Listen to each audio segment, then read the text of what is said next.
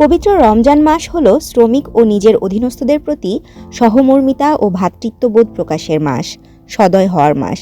যেসব শ্রমিক রোজা রেখে সিয়াম সাধনার সঙ্গে কায়িক পরিশ্রমে আয় উপার্জন করে, মালিকের উচিত তাদের প্রতি সদয় হওয়া, মাহে রমজানের সম্মানে তাদের কাজের বোঝা কমিয়ে দেওয়া। নবীজি সাল্লাল্লাহু আলাইহি ওয়াসাল্লাম বলেছেন, মাহে রমজানে তোমরা তোমাদের অধীনস্থদের প্রতি সদয় হও, তাদের উপর কাজের চাপ কমিয়ে দাও। মহান আল্লাহ তোমাদের ক্ষমা করে দেবেন, জাহান্নাম থেকে মুক্তি দেবেন।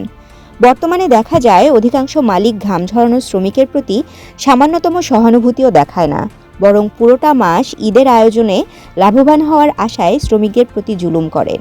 রমজান মাসে শ্রমিকের হক আদায় না করা মালিকদের প্রতি আল্লাহ ও তার রাসূলের পক্ষ থেকে অভিশাপ রয়েছে। নবীজি সাল্লাল্লাহু আলাইহি ওয়াসাল্লাম বলতেন, মাহে রমজানে তোমরা দাসদাসীদের কাজকর্মে শিথিল করে দাও, ইবাদত বন্দেগী যথাযথ করতে দাও। কোনো শ্রমিকের অসুস্থতার খবর শুনলে নবীজি ছুটে যেতেন, সাধ্যমতো সাহায্য করার চেষ্টা করতেন। ঘাম শুকানোর আগে শ্রমিকের প্রাপ্য বুঝিয়ে দেওয়ার কথা বলা হয়েছে ইসলামে। অধীনস্থদের প্রতি সদয় হওয়া একজন মুমিনের নৈতিক দায়িত্ব ও কর্তব্য। তাশরিফা তৃষা, তরঙ্গ টিভি, ঢাকা।